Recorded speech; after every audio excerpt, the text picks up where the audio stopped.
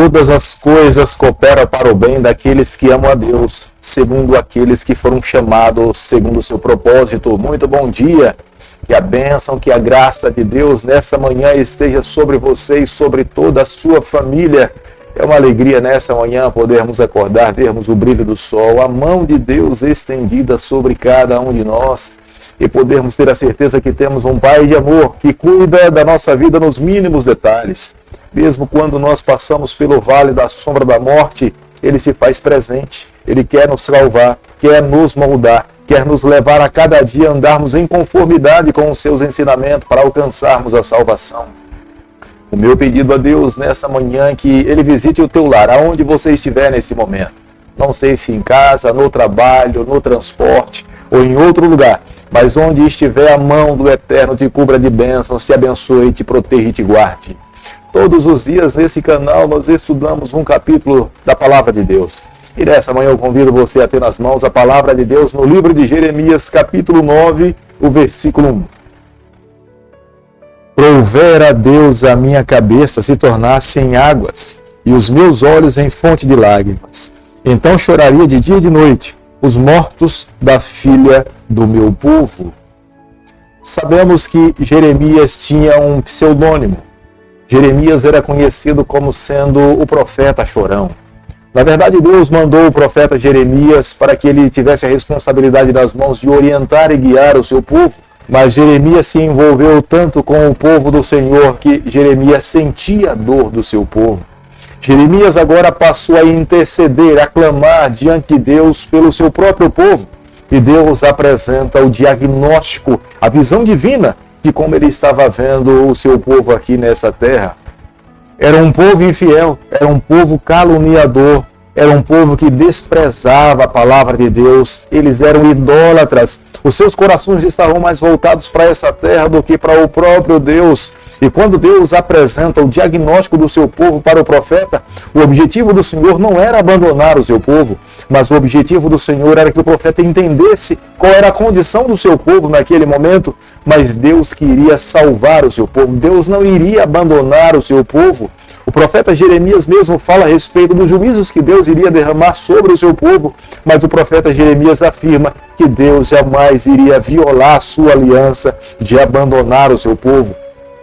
Porque o desejo de Deus era que todos chegassem ao pleno arrependimento dos seus pecados, se colocassem nas mãos do Senhor e vivessem uma vida completamente plena em Jesus Cristo. O sofrimento intenso da tribo de Judá tocou profundamente o coração do profeta Jeremias. Aqui nós podemos ver quando ele se derrama em lágrimas, é a razão pela qual ele é conhecido como sendo o profeta chorão. Jeremias nos traz a lembrança do próprio Cristo quando colocou os seus pés aqui nessa terra.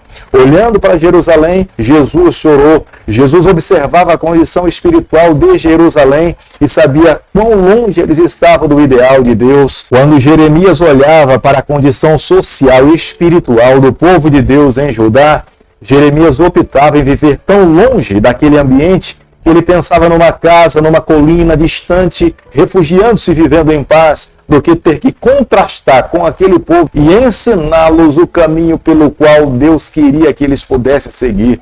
Porque Jeremias sabia que a sua vida corria risco. A distância do ideal de Deus era tão grande que falar das verdades, da justiça e do amor de Deus era colocar a sua vida em risco. No versículo 3 do capítulo que nós estamos analisando nessa manhã, nós podemos ver as declarações do profeta Jeremias com respeito à condição do povo. Eles estavam tão envolvidos com a mentira e com o engano que eles se tornaram insensíveis em ouvir a voz de Deus. Deus falava através do profeta, mas o coração daquela nação de Judá estava tão arraigado no pecado que eles se tornaram insensíveis a entender do chamado de Deus para uma vida melhor, uma vida segura no Espírito. A língua daquele povo era comparada como se fosse uma flecha que atinge a vida de uma outra pessoa ao ponto de matar o seu semelhante. Deus falava que aquela nação estava carecendo de Cristo, de uma mudança por completo, de um transplante de coração. Enquanto eles não se rendessem a Deus por completo, as suas vidas continuaria a matar, a destruir e a ofender ao seu semelhante. Jeremias aprendeu com o próprio Deus que nenhuma pessoa naquele período era digna de confiança. nem mesmo as pessoas da sua própria casa, quanto mais confiar nos líderes, nos sacerdotes, naqueles que estavam conduzindo o povo do Senhor. Ele deveria ser o porta-voz de Deus, separado de todas as pessoas, para que não se contaminasse com aquela geração que ele estava vivendo. Jeremias capítulo 9, o versículo 7, a Bíblia diz o seguinte: portanto, assim diz o Senhor dos Exércitos, eis que eu os acrisolarei e os provarei, porque de outra maneira procederia eu com uma filha do meu povo. Deus, nesse momento, estava dizendo através do profeta Jeremias: eu irei permitir que vocês passem pelo vale da sombra da morte, que vocês sofram, que o inimigo venha aqui e leve vocês cativos. E lá, quando vocês estiverem subjugados sobre outros povos, vocês irão se lembrar de mim, irão reconhecer os pecados de vocês, irão voltar para mim com todo o coração, irão pedir a minha ajuda. Deus muitas vezes permite que o seu povo passe por sofrimento para que ele se desperte, ele abra seus olhos, ele entenda que Deus é Deus e somente o Senhor pode salvar a nossa vida. Muitas pessoas estão tão envolvidas nos seus pecados que perdem a sensibilidade de ouvir e entender que Deus nos chama e Deus nos convida, que o Espírito Santo contende com nós para mudar o nosso coração a viver uma vida em harmonia com o Senhor. Embora a tribo de Judá fosse considerada como sendo uma das tribos mais ricas, abastadas, abençoada por Deus, Deus iria tirar toda essa bênção das suas vidas. Eles lamentariam.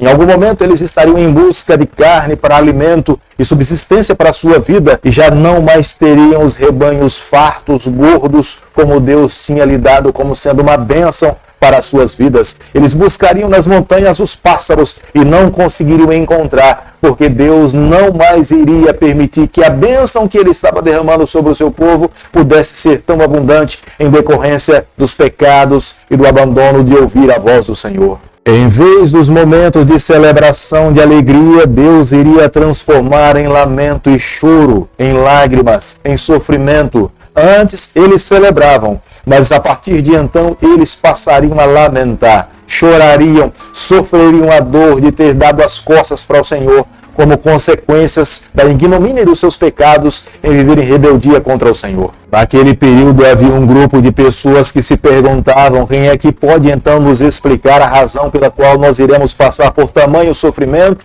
Existe algum homem que possa trazer uma explicação? Existe algum sábio ou o próprio profeta pode nos dizer do porquê de tamanho sofrimento que nós iremos passar?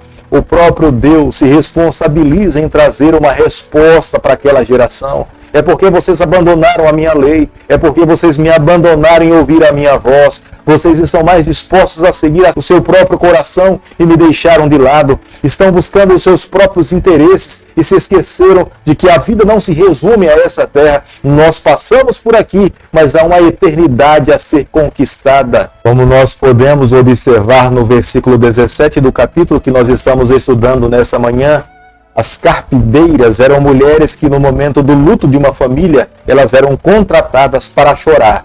E nesse momento de luto, elas deixavam o seu cabelo despenteado, rasgavam as suas roupas. Jeremias retrata a nação de Israel como a condição de alguém que está vivendo um luto. Seria real, eles não poderiam fugir dessa realidade, eles precisavam agora se voltar para Deus, porque Deus estava agora a derramar os seus juízos sobre a nação de Judá. Jeremias, olhando para o futuro e vendo a quantidade de morte de pessoas que se daria no meio do seu povo, Jeremias fala no versículo 20 que a quantidade de carpideiras não seria suficiente para lamentar a morte da quantidade de pessoas que morreriam. Seria necessário convidar mais pessoas, as suas filhas, as suas netas, as moças mais jovens, para que elas pudessem lamentar a quantidade de mortes que se daria no meio do seu povo, como resultado do juízo de Deus em cair entre aqueles infiéis.